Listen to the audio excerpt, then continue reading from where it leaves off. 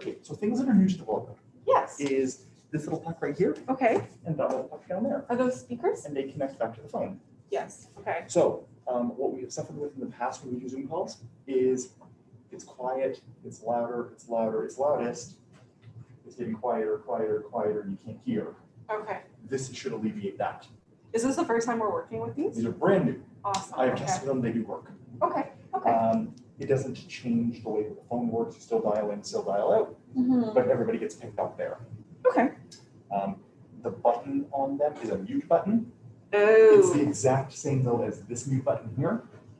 Is that like the control center? So Yeah. if I just want to mute everything, I can go directly to that one? If you push either of those though, it Yeah. mutes all three of them as well, Okay. and unmutes as well. Perfect. Good to know. So if things get out of hand, you can, yeah, you can have master control there. They're so funny. Okay. Sadly, they're like, it goes from there to here and then from here to there, so that I can't flip this phone around. I That's would prefer to have it, but okay. yeah. That's But I okay. did try them out and they seem to work really well. Okay. They should for what I paid for them. So Okay. that's all. Okay. Nothing really changes.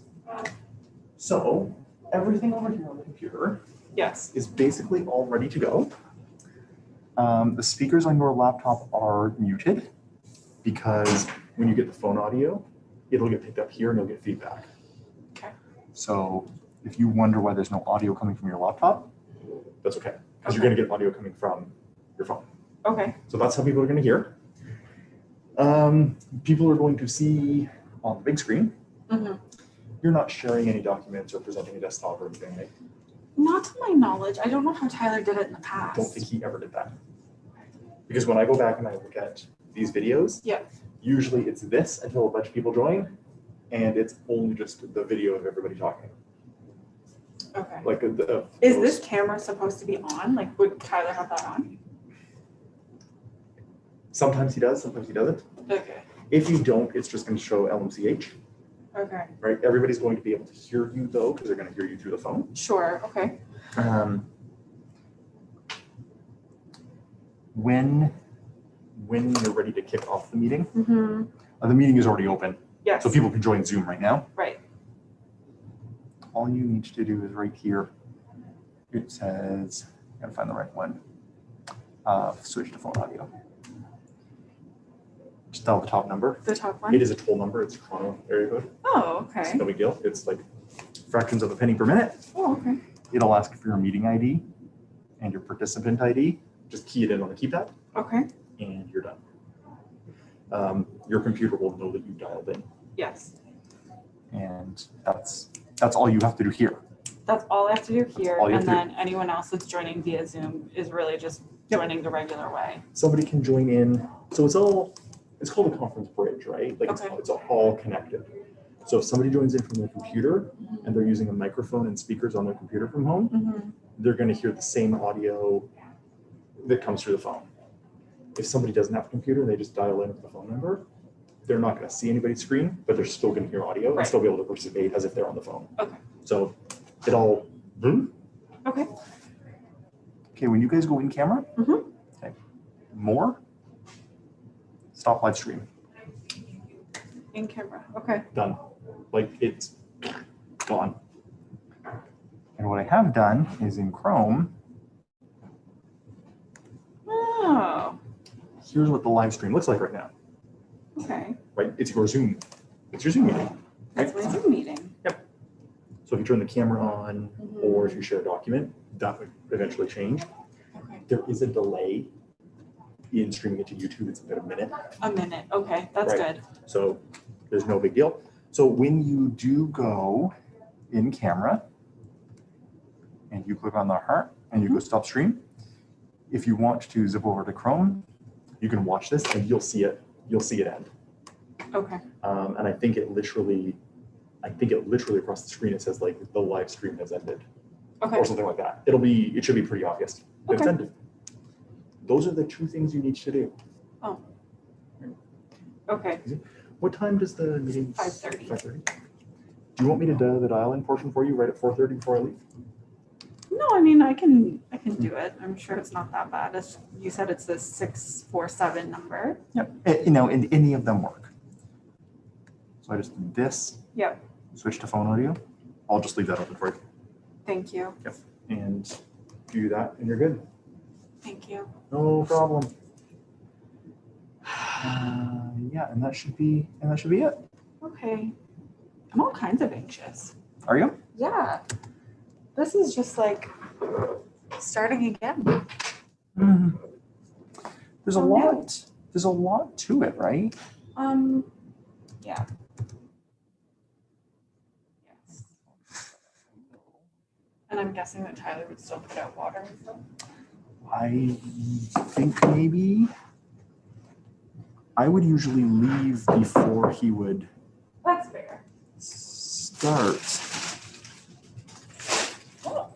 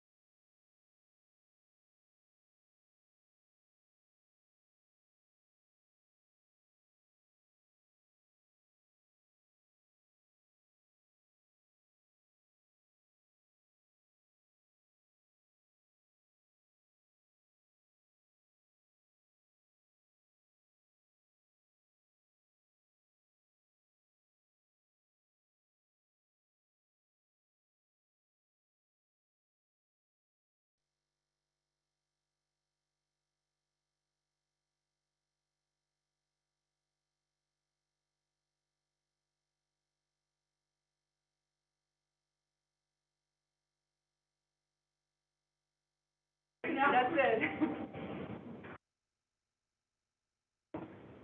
feel like I'm the note taker in the court.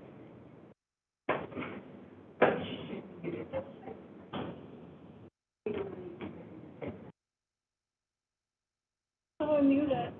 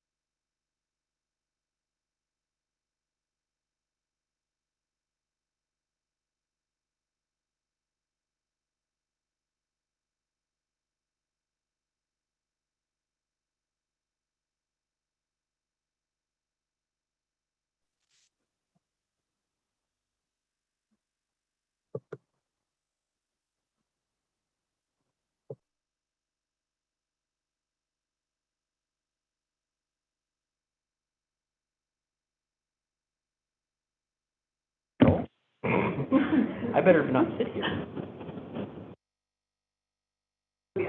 Oh, there's one. I better get online.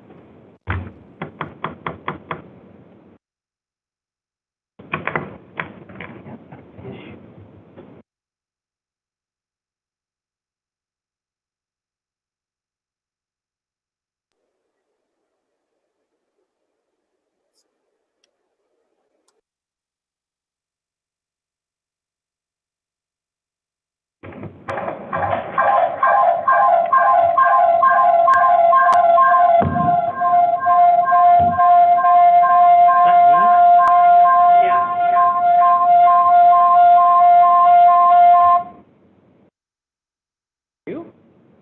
It's you. Oh. I've got it unmuted, but. So the phone is on, Oh, so, yeah, that makes sense. yeah, mute your speaker and the microphone.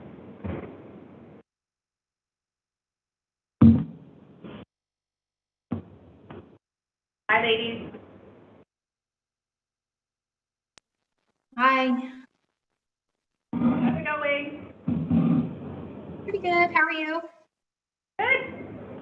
Not sneaking up for a pedicure tonight? No. But my kids are out of the house, so that's always, you won't be entertained by them.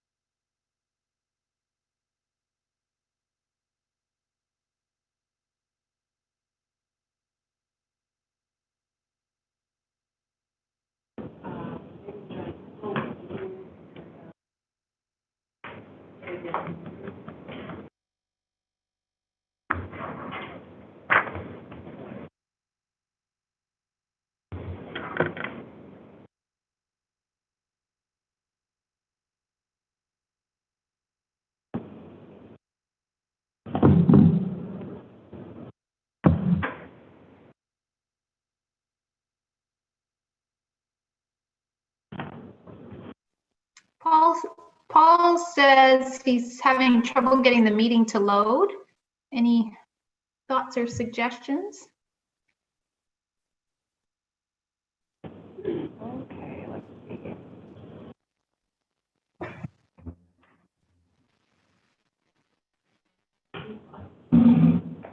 Yeah. Whoops.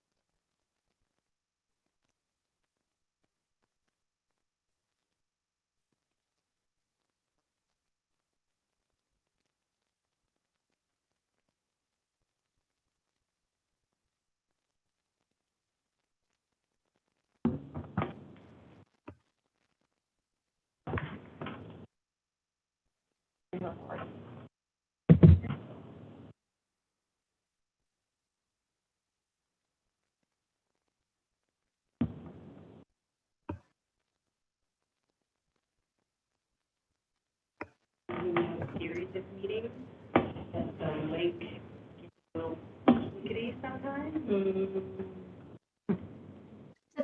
I think Paul's getting a message that the meeting ID is not valid. Would it be possible for someone to send it to him again? Yep. Oh, I see you. There's Paul. Yay. Sorry for the delay, everyone. Finally got it to work. Oh, so. Zoom. Oh, Zoom. That's right. We'll use that as our mantra. So today. Awesome. That's great. Well, just give me a sec here and I'll just grab some things. I think you've probably been advised that Andrea is sick today, so she won't be joining us. So it'll be a good crew that we've got here. Okay, and with that, unless there are any objections, I'll call the meeting to order. We'll move then to the recognition of Indigenous peoples and lands. So we'd like to begin by acknowledging the treaty territory of the Anishinaabe, which is defined within the Pre-Confederation Treaty known as the London Township Treaty of 1796. Throughout time, this region has also become the current home to the Haudenosaunee and Lenni Lenape nations. From there, are there any changes to the agenda that anyone had a chance to review? Seeing none, could I have a motion to approve the agenda as presented? Mr. Milson, seconded by Ms. Wilcox. Any comments, questions, concerns? Seeing none, all those in favor? Lovely, the motion's carried. Disclosures of interest. Does anyone have any disclosures that they'd like to make for any of the agenda items tonight?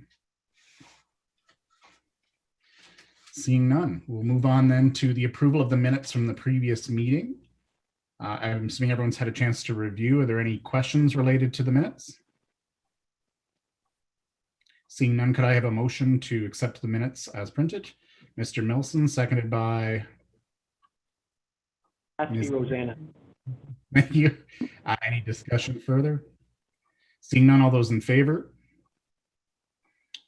Lovely, it's carried.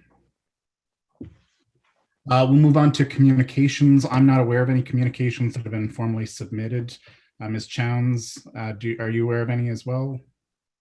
None to my knowledge. Okay.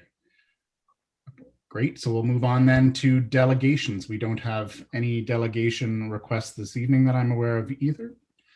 From there, we have the consent agenda. So we have some reports from Ms. McKenzie, Ms. Chowns, and Ms. Grin. Are there any questions on it? Or sorry, would anyone like to have any of those items specifically pulled to be voted on separately? Seeing none, are there any questions about any of the consent items? Oh, just a second. Sorry, was I that? believe I have one. Yeah. Mr. Nelson? It's got to do with the capital update report. Report number 58. My question really is just around the note number 1. Says projects from previous years are carried forward until their budgets are depleted. And my question really is around what does this mean exactly? And if the project's complete, it would be complete, and wouldn't that necessarily mean that the funds could just be released to another project? So my question would be to Mrs. Chowns, yeah. Ms. Chowns. So thank you, and through the chair. So I received your note, John, and thank you for that. You are absolutely correct. When should the project be completed without exhausting the available funds, there is a recosting exercise. Okay. And so for the 2019 projects that were carried forward to 2020, that was in fact the case in a couple of them. And so we were able to reallocate the funds to other high priority work that we had on the schedule for this year. That will also be the case for a couple of 2020 projects where our committed costs don't meet our budgeted amount. So I actually undertook the exercise today with Marisa Benuelos, who's our Manager of Strategy and Execution, to look at what that carry forward number looks like for us next year and how we can get ahead of some of that high priority work. Okay, So thank you for the question. thanks. Great. Anything further? So I just had a question about the vacancy management report. There was a comment on page 13 about a lack of interest in properties from applicants and some conversations that are being held with the Housing Access Center. Ms. Grant, I'm just wondering if you could elaborate on that a bit more for us. Sure. Thank you. Through the chair, so we're connected with the Housing Center, Housing Access Center. There are a few senior properties where we seem to be offering units and we keep getting refusals. I understand that Housing Access Center is a little bit delayed on their renewal of applications. So there are a few applicants who may no longer be interested or have been housed already. So I'm just working through the list and just in the interest of saving time, trying to connect with the applicants proactively and offer those units to fill them as soon as possible. Okay. There is a certain time frame when we offer units, we do have to give them opportunity to respond, and we'll have to wait 48 hours. So this takes up some time, especially knowing that they're not interested. So we're working through this process. Okay. And is there any way to get in touch with the people that declined the units to get some feedback on why they may not have sought our units? I'm just mindful of the housing crisis that we have in the city and that there's a large demand for affordable housing. So it's concerning a bit to hear that people are passing on units that are available in the city. Keep a detailed record of the reasons that they provide to us, and we update Housing Access Center in central database. Okay, thank you for that. Anything further? Seeing none, could I have a motion then to approve the, to receive the reports, the consent reports, items 8A through C? Ms. Wilcox, seconded by Ms. Anderson. Any further debate or discussion? Seeing none, all those in favor? Opposed? It's carried. Great, so we'll move on to reports and business. The first is the LMHC Code of Conduct. And that was Ms. McKenzie, but I believe someone's here to speak to this item. Ms. Graham, are you there? I am here. Lovely. I'll turn things over to you then. Perfect, thank you. Through the chair, I just want to say thank you to the board for providing the feedback on the policies, the Code of Conduct policy, the scent-free workplace policy, and the 2 working remotely policies. I did take the feedback into consideration and have amended the policies as per the feedback. And the policies that you see in the package are the finalized versions. And I'm happy to answer any questions if anybody has any questions or concerns about any of those policies. That sounds great. Any questions from Ms. Graham? Seeing none. All right, so our recommendation is to approve the Code of Conduct as presented to us. Could I have a motion then to approve the Code of Conduct? Ms. Anderson, seconded by Nelson. Any further debate or discussion?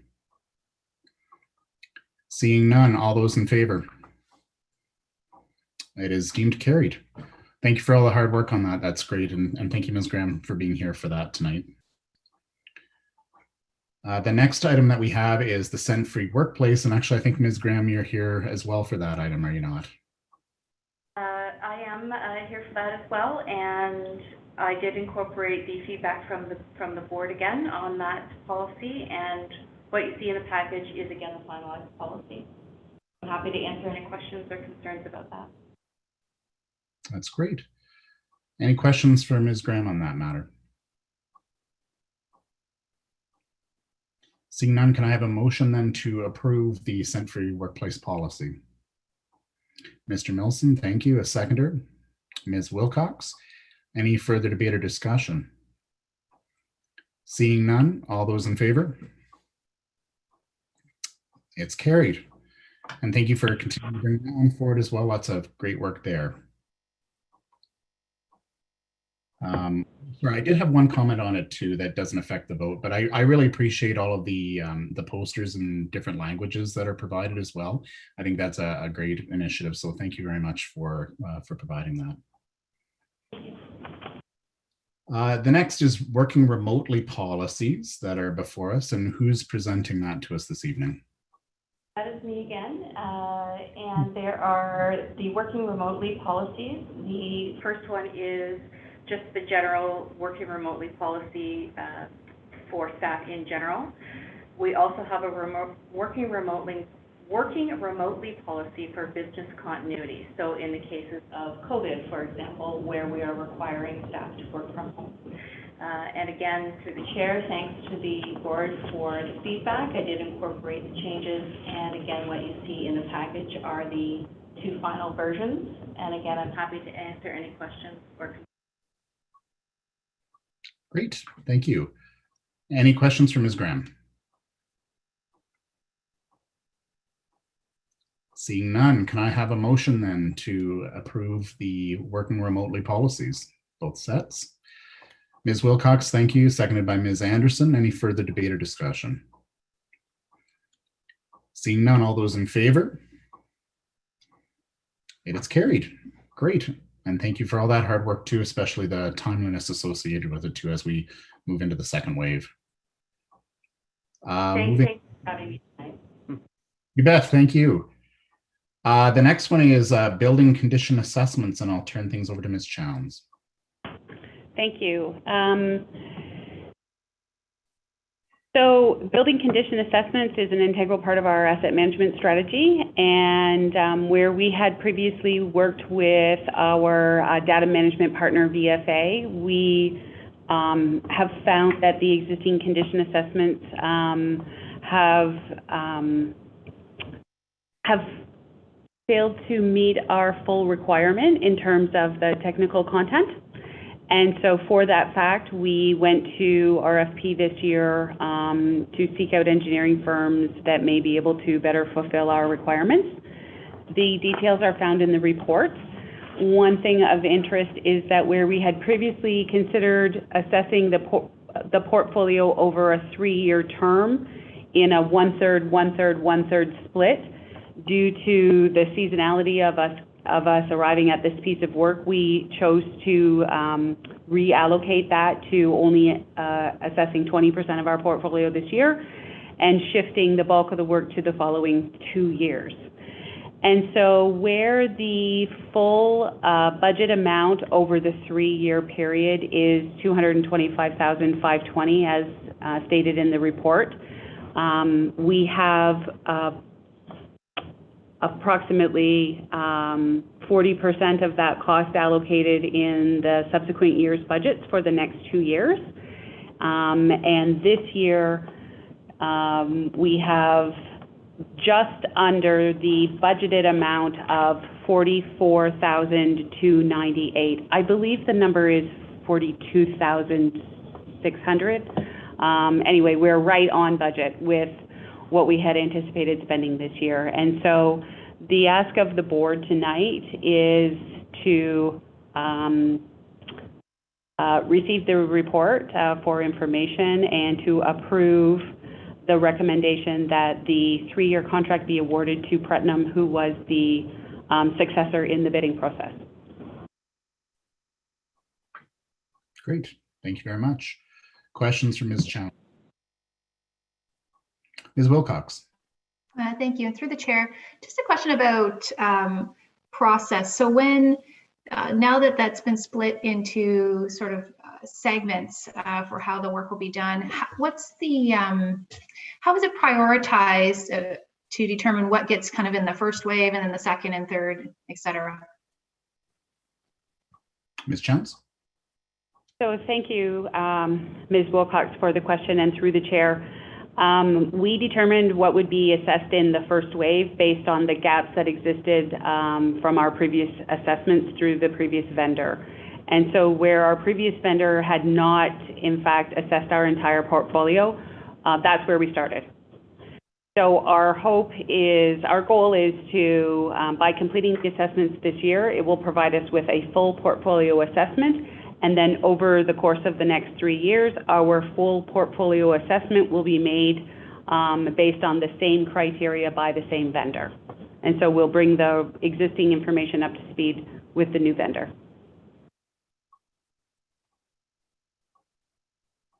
Anything further from you, Ms. Wilcox? No. Further questions from Ms. Chowns? Mr. Milson? Yeah, through the chair to Ms. Jown. So given the fact that I don't think we approve future year forecasts or budgets in capital, does this kind of fit within or in the parameters of the amounts that have been submitted to to the City of London for future years for the capital request? Ms. Chance? Thank you. And through the chair, yes, it does. So as part of our asset management strategy has included a multi-year budgeting plan. So where we have now forecasted out our spending strategy for the next 10 years. The first 3 years represent the remainder of the 4-year of the municipal 4-year budget cycle. And so the budget amounts that we have in subsequent years 2 and 3 of the building condition assessments align perfectly with what we've already submitted through the 4-year budget cycle.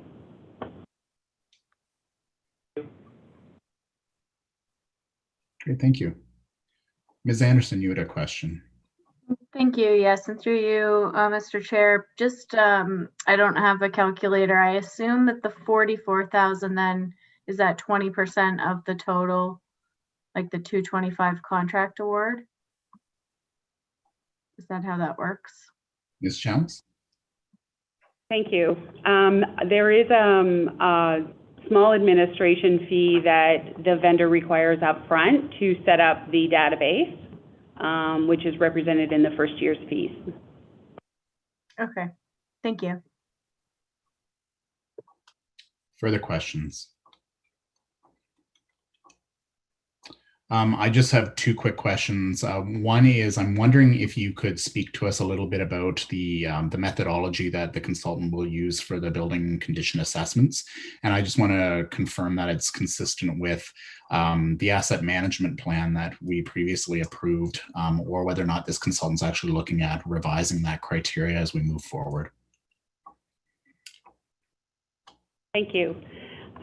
So we actually spent a considerable amount of time developing scope for the consultants based on the gaps we found in the existing criteria or the existing data that was presented from the previous vendor. And so the methodology for data collection includes a review of records, so drawings, reports, engineers' reviews from past exercises, as well as physical examination of the sites. And then there will be some third-party engineering that they pull in specialized areas, specifically fire and life safety systems. So it's really a combined approach of an academic review, physical condition assessment, and outsourcing to third-party experts. And so it actually exceeds the amount of data that we had collected in the past. And so it actually will better serve our asset management plan in the future, where we will now have a better idea of what the physical assets, the shape that the physical assets were in. That's great. Perfect. And I just actually have one follow-up. Does the building condition assessment also look at like a sample of units as well? Or is it just more along the lines of the bare bones of the buildings themselves as in terms of scope?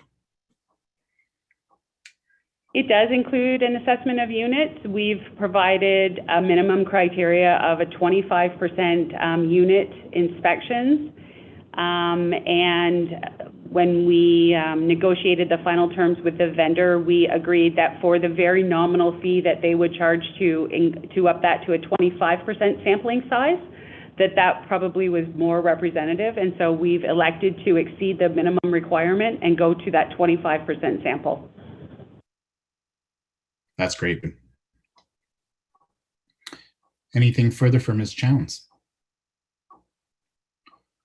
Seeing none. So the motion before us is to receive the report for information and then to award the building condition assessments to Pretium Engineering at a cost that's identified in the report. Is there a mover for that motion? Mr. Millicent, seconded by Ms. Anderson. Any further debate or discussion? Seeing none, all those in favor? It is carried. That's great, and we look forward to having that work. That's fantastic. Thank you. Us too. So that brings us to the end of the public agenda. We do have one in-camera item that I will read out for the benefit of everyone who is on the call. The motion or the reason for going in camera is a matter pertaining to personal matters, including information regarding identifiable individuals with respect to employment-related matters. So could I have a motion to proceed in camera? Ms. Anderson, seconded by Ms. Wilcox. Any debate or discussion regarding that? Seeing none, all those in favor? That is deemed carried. All right, well, we will move now